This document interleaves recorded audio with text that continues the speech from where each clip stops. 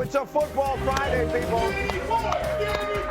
It is the one we've been waiting for 7 months. You know who we are. Let's waste no time. Roll the highlight. Do it. Eagles and Cowboys kicking off the NFL season last night with extraordinary drama.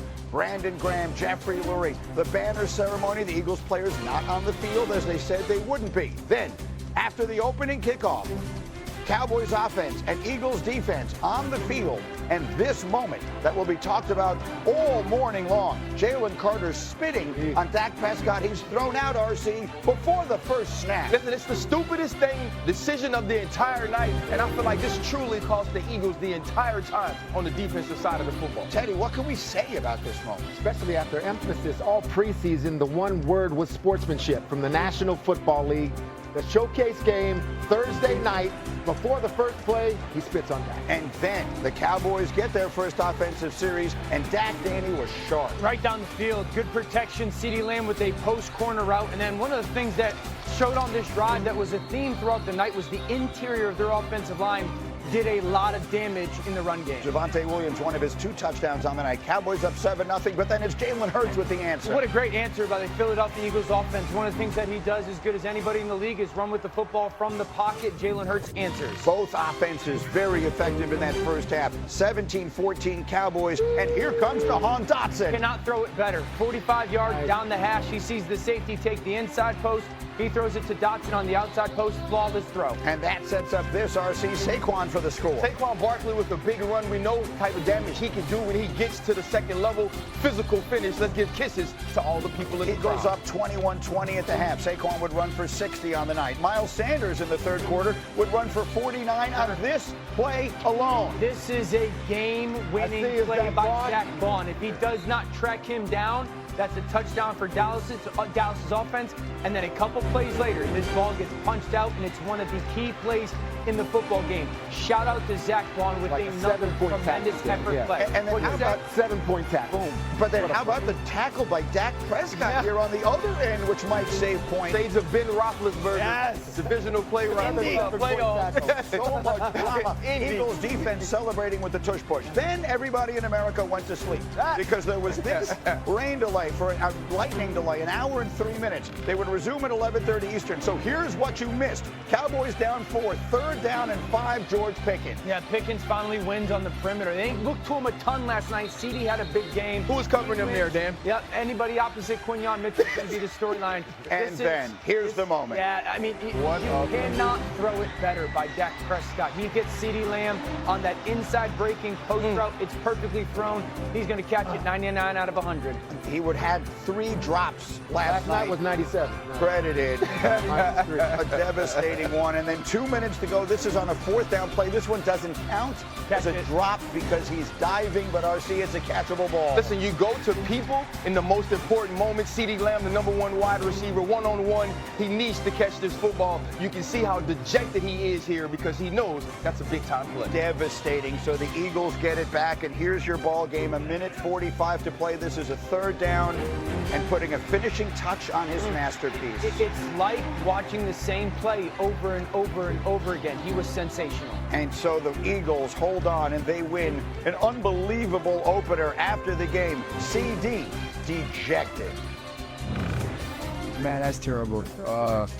Honestly, I feel like, I can't point no fingers at nobody else, you know what I'm saying? And I take full accountability and everything else that come with it because, as for me as a player, I prayed for moments like that, you know what I'm saying, and the ball to come my way. And obviously for me to not come up with it, that just stings a little bit. Wasn't just those plays. There's throws out there that I want back, but it's game 1, and he's a guy that makes those plays. He's going to make those plays. We're not going to get down on him. We're not going to lose confidence by any means.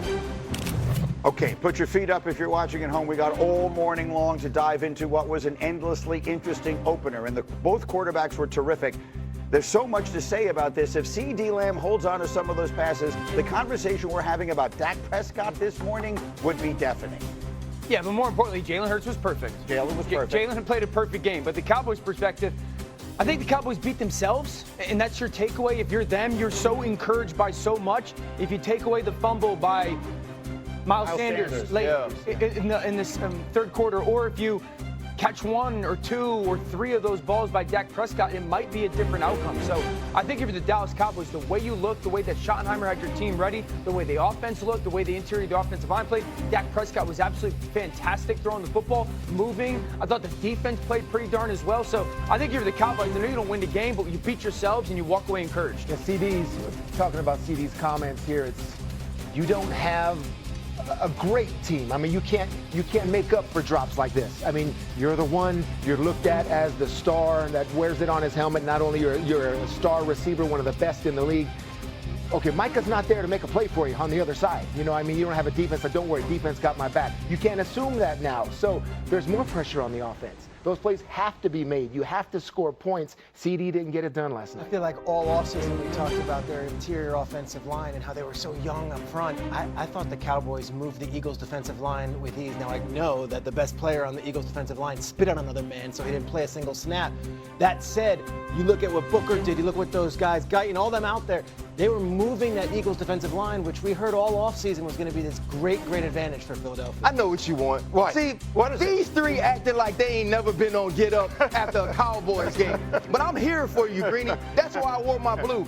If those balls are caught, we're talking about Dak Prescott playing as well as we've ever seen him play. We're talking about Dak Prescott playing on the tier with the Josh Allens, with the Lamar Jacksons, with the Joe Burrows, with the Patrick Mahomes. We're talking about CeeDee Lamb's drops. Let's not forget that Jake Ferguson drops a touchdown before Miles Sanders fumbles the football, even though there's an unnecessary roughness.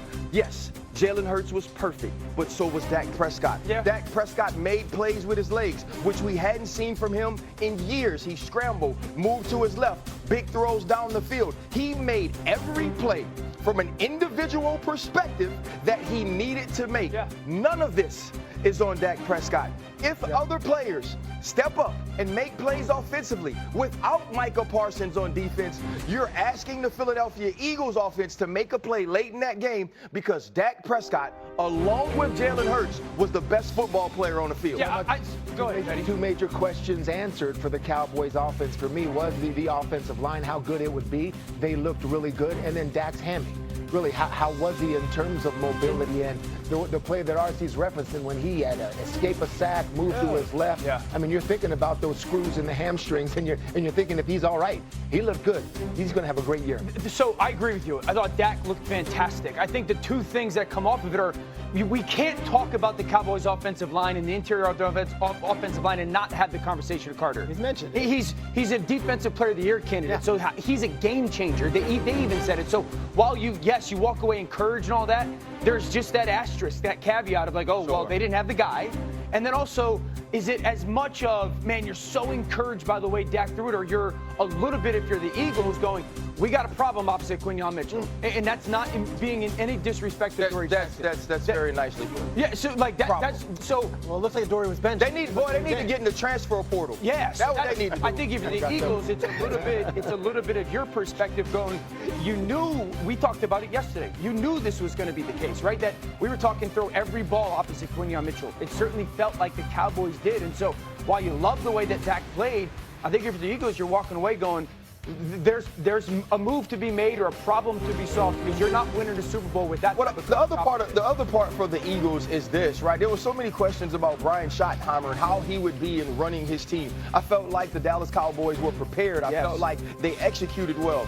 But not the same thing for the Eagles. I felt like the Eagles had players that played their positions individually well. But when Jalen Carter, who is one of the best players in the entire NFL, shows that lack of respect for the game, shows that lack of ability to make good decisions early on in the game, that is such a selfish play. Not only is it freaking disgusting, right? Not only do you show what a low-level human you are in that moment, but you let the entire team down.